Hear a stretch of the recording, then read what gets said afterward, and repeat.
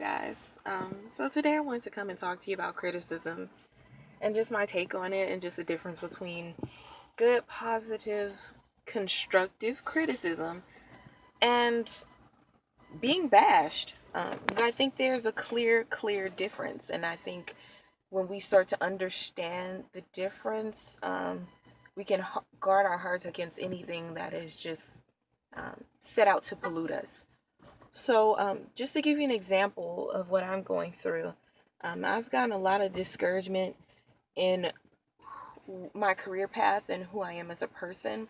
Um, I'll be graduating soon in May with a communications degree. And I've been told by several people, or it's been insinuated by several people, that my personality does not match up with what I'm going to school for because I'm very introverted and quiet. And a lot of times that can be very discouraging because I know the dreams that are in my heart. I know the things that I want to do. I know the things that I'm good at. And it aligns with what I'm going to school for. So to have people tell me, oh, well, you're too quiet for this. Why would you choose that? That's not a real career. It's very frustrating. There have been a lot of times where people will ask me what I want to do. And I'm like, I want to work in the media. That's where my concentration is in media studies. So anything that deals with the entertainment industry, working behind the camera, video productions, editing, those things excite me and I have a creative side to me. But when people hear me say, oh, I have a communications degree, they're like, what? You have a communications degree? You don't even know how to communicate, huh?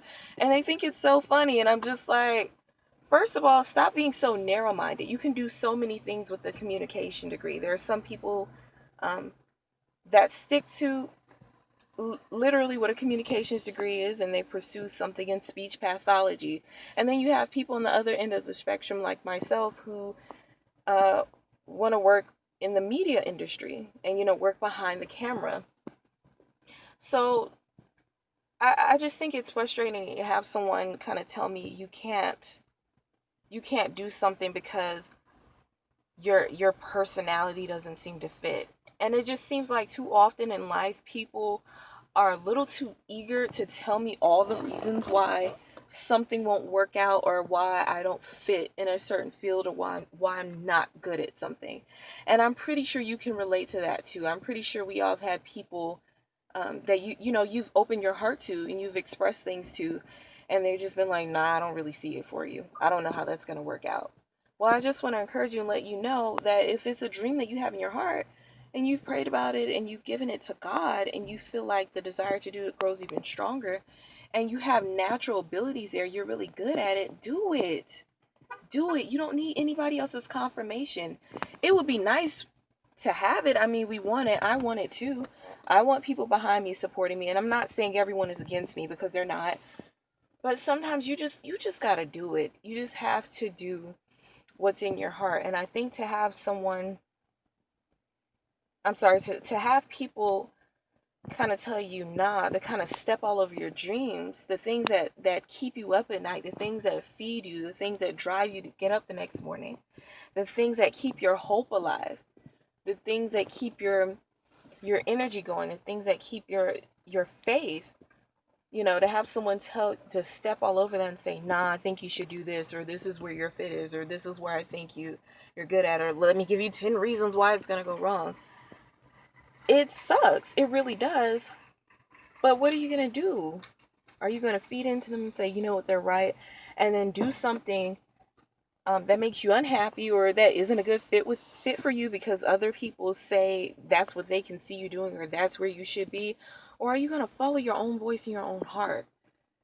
We have to get to a point in our lives where we just decide either we're going to live for ourselves and we're going to do this and we're going to trust that God got us, God has our back, or we're just going to feed into what everyone else has to say.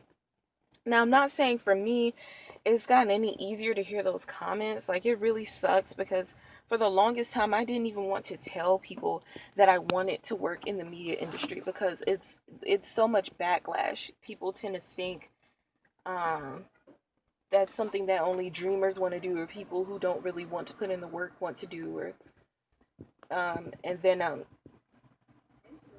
you know, they're I'm sorry, I lost my train of thought. I'm sorry, but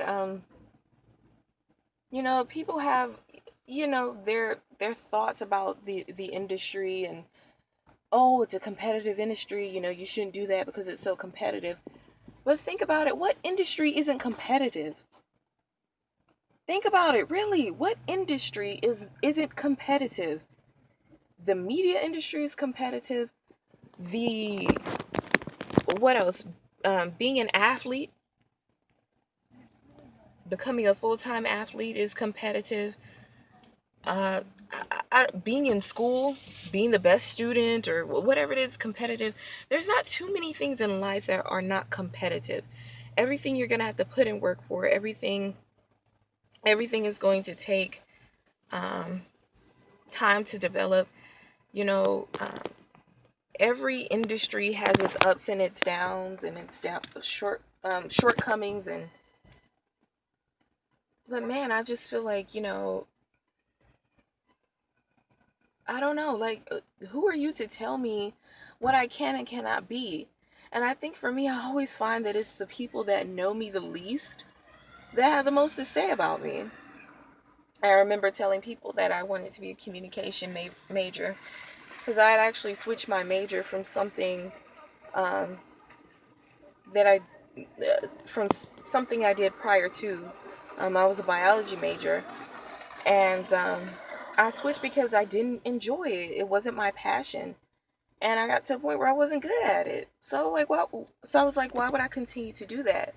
And I remember telling people, I switched from biology to communications, and they're like, oh, well, why did you do that? Because it's easier. And I'm like, no, I did it because that's where my heart is. Those are where my strengths lie. That's where I want my career to be. So why wouldn't I do that? So yeah, sometimes people could just say things to discourage you and to put you down. Sometimes it's because of their own mindedness. Sometimes it could even be because they're envious. Maybe you're taking the leap of faith to do something that they wanted to do or can only dream of doing. And they're like, how dare this person think that they're great enough to do this? How dare this person have enough confidence in themselves to believe that they can do something so wonderful and achieve such a height of success? But you have to be your own cheerleader. I mean, it's good to have friends and family that support you, um, but don't let their support be greater than the support you have for yourself. Um, so yeah, that was just on my heart, and I think what really pushed me to say that to you all today is that I had another encounter with someone, and I explained to them what I'm going to school for and what I wanted to do, and I was met with the snarky, narrow-minded comments. Oh, you're too quiet. You're too quiet to do this. You're too blah blah blah. Why do you want to do that? What do you plan on doing with that? What can you do that? Blah blah. And it just reminded me to be resilient and to keep going and to let their comments go on one ear and out the other. You know, I can't make everybody see my dream. I can't make everybody understand my passion, and neither can you.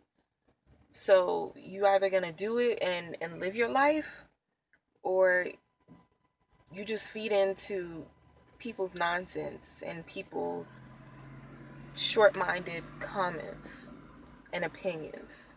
It's your call. Anyway, guys, I love you, and you guys have a great, great Sunday, and I'll talk to you in the next video.